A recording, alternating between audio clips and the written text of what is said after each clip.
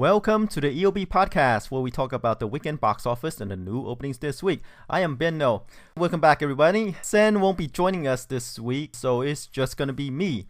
We have supposedly 2 wide releases last weekend, but one decided to stay limited instead. We'll get to that, but first let's jump right into the top 10. Number 1 is The Hunger Games Mockingjay Part 2. It made about 11.4 million over the weekend, experienced a lowish 39.5% drop off in its 4th week, and right now Mockingjay Part 2 has spent about 4 weeks in the top spot, and so far it made 244 million domestic. By the look of it, it's way behind Part 1. Mockingjay Part 1 in the same time frame made about 276. So the movie is not as successful as Part 2. There seems to be some sort of series fatigue. Remember, the Hunger Games book series has 3 books, and Lionsgate decided to break the final book, Mockingjay, into 2 parts. Right now, we're seeing that the success does not carry over to the second part of the movie, and it will be the lowest grossing Hunger Games movie domestic. And it's a relatively quiet weekend too. The top movie only made about 11.4 million, so that's pretty low. And that is because usually when there's a huge movie like Star Wars, The Force Awakens, that's opening this week. We'll get to that later. The week before that is going to be relatively quiet as what we've seen this past weekend. Okay, let's go to number 2, In the Heart of the Sea, one of the new releases last weekend. It's a Moby Dick movie adaptation starring Chris Hemsworth, Cillian Murphy, Ben Whishaw, Brendan Gleeson, among others. It's distributed by Warner Brothers. The movie reportedly cost 100+ million to make, but it pretty much bombed. It made about 11 million over the weekend. With 100+ million, you probably need to open in the 30s or 40 million to, make a profit theatrically. But it's a bomb for Warner Brothers. And I think this movie goes to show that Chris Hemsworth is probably not there yet as a A-list actor. Outside of his Thor movies, his Thor in Marvel's superhero movies, his movies haven't been doing that well. I mean, besides also Snow White and the Huntsman, which made 155 domestic. So it goes to show that you can't really bank on Chris Hemsworth to pull in the people. There's not a lot of advertising for this movie, and Warner Brothers decided to release this movie before Star Wars The Force Awakens. So they kind of know that this movie probably doesn't have that much of appeal, so that's why they dump it in this past weekend. As I said previously, that whenever there is a huge movie like Star Wars, the weekend before it's going to be a lull, it's going to be quiet. And that's what happened. In the last podcast, I projected the movie to open somewhere in the 25 to 30 million range. Yeah, it way underperformed, and I believe Sen said a bit lower, about 20 to 25, and he said he wouldn't be surprised if it made even lower than that because how quiet this movie had been. There was like really no advertising push for this movie. So it goes to show you that the studio didn't have a lot of faith in this movie. Number 1, by releasing this movie a week before Star Wars, and didn't give this movie much of an advertising push. And the movie is not that well reviewed either. 44% on the tomato meter and a B+ cinema score. So those are kind of relatively low critic marks and audience marks. It's doing better overseas. Right now, worldwide figure is at 52 million, but still, the movie costs over 100 million to make, and it's going to be a money loser for Warner Brothers. And expect a huge drop off in the second weekend. Since it opened at a relatively low 11 million, I expect this movie to have a drop off of 50% or more. Because of Star Wars, the drop off is going to be huge for a lot of these movies that's currently on the top 10. Okay, let's go on to number 3, The Good Dinosaur. This is Pixar's latest animation. In this 3rd weekend, it made about 10.3 million. Experienced a 32.7% drop off, and so far it made 89 million over 3 weeks. The Good Dinosaur is going to be the worst performing Pixar movie ever. The movie has a 77% on the tomato meter and an A cinema score. 77% is the lowest outside of Cars 2, which has a 39% on the tomato meter. This movie had a trouble with production. They fired the director. Let's call it as it is. They fired the director, I think Bob Peterson, and they put in a committee to try to fix the movie. And it seems like it didn't really work. According to reviews, the movie is too generic and the story appeals more to boys. It's pretty much a father-son tale. Like the dinosaur got lost, separated from his family, and he went on a journey to find his parents. And along the way, he met some colorful characters, including a human boy who acts like a dog. So it's some sort of reversal there. The story is too typical and too generic to capture the family audience, even though normally Pixar are pretty good with that demographics. But I guess for these reasons, the movie didn't do well. Okay, let's move on to number 4, Creed. The movie pulled in $10.1 million over the weekend, experienced the lowest, 32.5% drop off, and in 3 weeks, it's made nearly $80 million. The budget is only $35, and this is a movie that continues to surprise people, at least me. I predicted that the movie wouldn't open that well, but it did. It opened to around nearly 30 million. I thought it would probably do about 15, open to about 15, but it did way better, almost double that, nearly 30 million. And right now it's closing in on 80 million domestic. The movie is very well reviewed, 93% on the tomato meter and an A cinema score. And at 29 million, Creed has the best opening ever for a Rocky movie, beating out even Rocky 4. So the question right now is, can it catch up to Rocky 4? Right now, Rocky 4 is the top grossing movie at 127 million. Creed is at 79. Creed is ahead of Rocky 4 in terms of what it makes in the same time frame. So if it holds, it has a chance to catch up to Rocky 4 and will go down as the highest grossing Rocky movie, even though it's a spin-off. Okay, number 5, Krampus. It's the Universal horror comedy movie. It pulled in 8.4 million over the weekend. As I said, it would had a high drop off in the second weekend. Experienced 48.3%, which is kind of lowish this weekend. The drop offs are pretty low, but if it's like a regular weekend, it'll probably be in the high 50s or high 60s. The movie was made for 50 million and it managed to make 28 million so far. It's kind of a success for Universal. 50 million movie already made almost double that at the box office. And for horror movie, it's relatively well reviewed, 65% on the tomato meter, but poor audience score, B-. And this movie is directed by Michael Dougherty, who has relatively unknown movie called Trick or Treat. I think it was released on home video. So that's his only claim to fame, was this 2008 movie called Trick or Treat, also a horror movie. Okay, let's see. Number 6 is The Night Before. It pulled in 4.1 million, experienced about 17.8% drop off from its previous week, and in 4 weeks it made about 38 million. So The Night Before is the Seth Rogen comedy, also starring Joseph Gordon-Levitt and Anthony Mackie, about a group of friends who's growing up and growing out of their bro lifestyle, and they spend the last night together celebrating their youth, so to speak. And it's a Christmas theme movie. It opened to about 9 million, about 9.8 million. In Seth Rogen terms, this is not one of his high grossing 100 million grosser. So, like I said in the previous podcast, The Night Before is kind of like his other more low-key comedies like 50-50 and The Guilt Trip, which grossed probably in the 40 million range or so.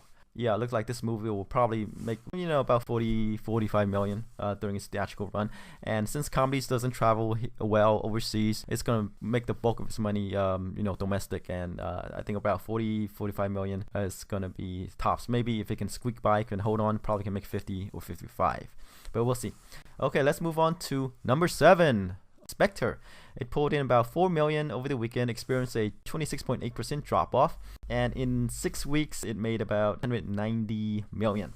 Spectre, you could say, is a disappointment coming after Skyfall, but hey, it's still the second best performing Daniel Craig James Bond movie. If you take Skyfall out of the equation, Daniel Craig is contracted for another Bond, so he's gonna make it. And of course, he said that he wouldn't return for more Bond movies, but we'll see. I mean, he is kind of old for this action type role, so maybe even though if he wanted to do it, he might not do it because of the physical requirements.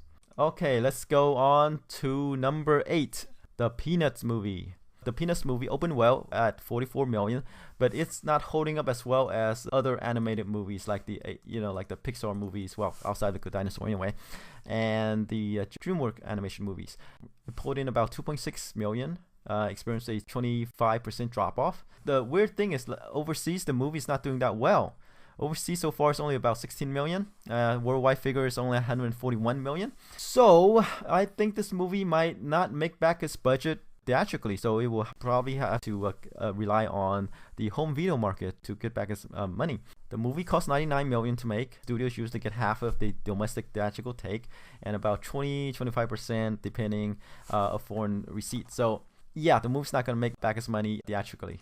I guess one of the reasons is that today's kids might not be that into Charlie Brown and Snoopy because they didn't grow up with these characters. It's probably more of the parents wanting to take, nostalgia factor, the parents wanting to take their children to watch it, and that's probably why it's not holding up as well. Kids are probably not asking to rewatch the movie even though they've gone before.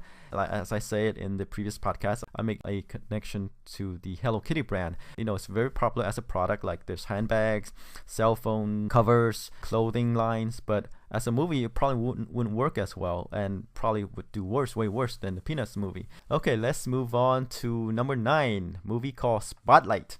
Another movie that held on. It pulled in 2.5 million over the weekend. It added more theaters, 109 theaters. Right now, in its 6th week of release, it pulled in about 20 million. This movie has a lot of good buzz going for it. Very well reviewed, 98% on the tomato meter. It's about the cover-up of the child molestation at the churches. The movie stars Mark Ruffalo, Michael Keaton, Rachel McAdams, Liv Schreiber, Stanley Tucci, a lot of good people. And I think it might get nominated, and it probably is nominated for various awards right now. And another movie that's hanging in there is number 10, Brooklyn. Pulled in about 1.9 million, experienced a 18.2% drop off from the previous weekend, and so far made about 14 million in its 6th week of release. This movie stars Saoirse Ronan and Jim Broadbent, Julie Waters, Domhnall Gleeson. It's an immigrant story with Ronan playing an immigrant, and she came to the U.S., Brooklyn, obviously, and fell in love. And it's also in award talks. Oh, let's move on to Legend. Legend was the other movie that was supposed to go wide, but it decided only to add 46 additional theaters. As we predicted, it didn't do well. Even if it went wide, it wouldn't do well.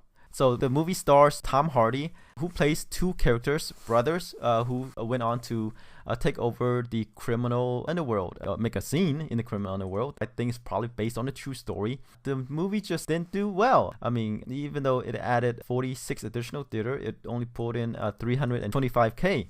And in its 4th week of release, it made about 1.4 million. So it could be that this Universal strategy is to release this, as a platform release, to continue to add theaters to build buzz. If it were to release wide, I don't think it would do well at all. Who knows? But 1.4 million is not that great. Like I said, there's the accent barrier, and I just don't think that this movie has an appeal on this side of the pond. I think it made a lot of money over in the UK. Let's take a look at the foreign box office. Okay, yeah, in the United Kingdom, it made about 27 million. But I don't think it's going to pull in anywhere close here. Oh, and another movie of note is Victor Frankenstein. A complete bomb in its 3rd week. It only managed to pull in 5.6 million. So that's a big, huge misstep for Fox. Okay, so that's it for the top 10. Let's go on to the openings. We have 3 wide releases this weekend. We have Star Wars The Force Awakens, and then we have Alvin and the Chipmunks, The Road Trip, and a movie called Sisters. So let's start off with Star Wars The Force Awakens. So this is the new Star Wars movie that is directed by J.J. Abrams. George Lucas is out of the picture. First movie that George Lucas is not involved with. Abrams went back to the basics, to real sets, props. I think there's a certain excitement to this movie, and it has the old characters, Mark Hamill, Carrie Fisher, and of course Harrison Ford and Peter Mayhew, Kenny Baker, all those old characters, and mixed in with the new. So there's this certain kind of return to the good old days before Star Wars used CGI graphics on everything. A return to form for the movie series, kind of like New Hope, Empire Strikes Back, and Return of the Jedi, like those movies. It has its premiere in Los Angeles, and I believe elsewhere as well. So far, I think the buzz is good. I think people are gonna be excited for this movie, and I don't know why studios are opening other movies, head to head. I know counter programming. I mean, not everyone wants to watch Star Wars, or at least on opening day. I mean, the movie might get sold out, and they might want to watch other movies. I think that's why they release other movies like Alvin and the Chipmunks and Sisters. The movie's gonna be open in about 3,900 theaters, not the widest possible release. They have to allocate screens to other movies. The question is like, how big will the movie open to? Let's pull in some numbers. Episode 3 had a 108 million opening. Episode 2 had a 80 million opening. And The Phantom Menace only had a 64 million opening. Star Wars is not a movie that's gonna break records, especially in December. It's not gonna be like the Avenger movies. It's not gonna be like Fast and Furious movies. Even Episode 3 only had a 108 million opening. So how big will Star Wars: The Force Awakens be? I mean, since they are opening only in 3,900 theaters. Let's go big. I think this movie might do 110, 115. You think? I mean, I wouldn't be surprised if it went on to make more. If it pulled more this weekend, but they have limited theaters, not the widest possible. The movie's over 2 hours long, so this limits the showing somewhat. Alright, let's go on to Alvin and the Chipmunks, the road trip. The last Chipmunks movie was in 2011, so the first Chipmunks movie made about 217 million. The sequel made about 219, and the third Chipmunks movie made about 133 million. As you can see, by the third movie, people were kind of tired of the Chipmunks. And then there's this new one. So how will it do? I don't know. Like I say, it's counter-programming to Star Wars: The Force Awakens. Parents might not want to take the kids to Star Wars. There are a lot of scary scenes in there, like saber duels, laser battles, and Alvin and Chipmunks is something more for the young teen crowd, and it's open in over 3,600 theaters. There's no review yet, surprisingly, so it's not looking good for this movie. Let's do Alvin and Chipmunks 10 to 15 million. How about that? A good low number for the movie that's losing steam, and I don't think there's going to be much interest in this movie. Alright, let's move on to Sisters. The movie stars Tina Fey and Amy Poehler as sisters. I guess they went on to have a wild time. It's pretty much a sketch comedy with Tina Fey and Amy Poehler, and it's targeted toward the older woman audience, which is a good thing. They're kind of dependable. The movie is well reviewed. It's 89% on the tomato meter so far. Amy Poehler and Tina Fey are good actresses and good comedians, so I wouldn't be surprised that the movie is this well reviewed. So how well will this movie do? Wow, I think it's gonna have maybe a girls' night out. You think? Sisters, girls' night out. I'd like to give this movie a higher number because I think it'll appeal to the older woman group. I think it's gonna probably do as well as Trainwreck. Let's see how Trainwreck did. Oh, Trainwreck had a 30 million opening, and it went on to have a domestic gross of 110 million. So will Sister be able to do that? I think Sisters is going to have the same opening as Trainwreck. So let's do a 25 to 30 million opening for Sisters this weekend. Even though in the face of Star Wars, I think it's going to hold its own because Sisters appeal to an older crowd. Parents would drop their kids off to watch Star Wars, and they themselves would either, or Alvin and Chipmunks, who knows, and they would go next door to watch Sisters. There you have it. That's the new openings this week. Star Wars, I predicted a 110 to 115 million opening, even though Star Wars has all this hype going for it. It's limited by theater count and there's running times. And then there's Alvin and Chipmunks. It's probably going to do about 10 to 15 million because I think the series has lost steam and its latest one doesn't look that great. It's a road trip movie with the Chipmunks going on the road with a potential brother who they dislike. Their parents are about to marry and they want to travel to where they are to prevent that. Like I said, it's probably not going to do that well, 10 to 15 million opening. And then there is the comedy sisters, Amy Poehler and Tina Fey, two huge personalities in the comedy world. Very well reviewed, 89% on the tomato meter. Good score for comedy, and it's a very good counter programming to all things Star Wars, and I think it's going to do in the same ballpark as Trainwreck, another comedy that was released earlier this year. It's going to pull in about 25 to 30 million. Okay, that's it for this week. Then we'll come back next week. Perhaps we'll get Sen to join us. Until next time, bye.